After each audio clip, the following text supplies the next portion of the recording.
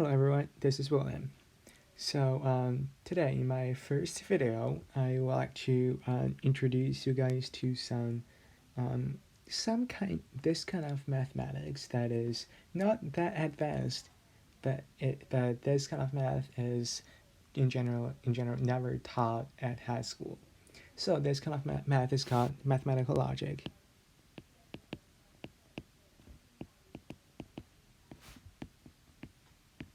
Mathematical logic. So So the reason that I said it is almost not high school is that part of it, in fact, is part of the geometry. So, for example, if you have learned if you have learned geometry using this system called, I think, Big Ideas Math. I'm not sure though, but anyways, with this certain kind of class, then there is this unit about logic and proofs, which is like about stuff like this. Say P and Q are propositions, then we can write this to be P and Q, and then write this to be P or Q, and so on and so forth. And there's also this other one called not P, and etc. etc. So this is kind of an example of some very basic mathematical logic. So I'm making this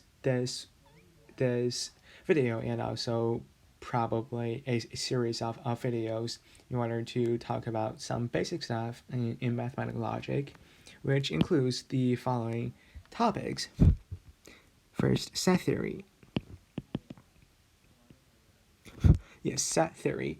So I think you have probably seen a set before. A set is an object of this form. So there are some brackets, and there are things included in the brackets. Say some numbers, 1, 3, -2, 10.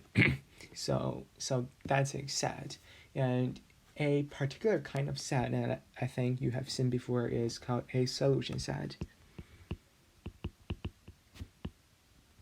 A solution set. So, for example, if I were to ask you to solve a quadratic equation for me, say if the equation was ax squared plus bx plus c equals to 0, where the delta, which is the discriminant, is greater than 0, that is the same as saying b squared minus 4ac is greater than 0. So if that's the case, then the solution to this quadratic equation is the set where the first element is -b plus the square root of b squared minus 4ac over 2a, and the second element is -b minus the square root of b squared minus 4ac over 2a.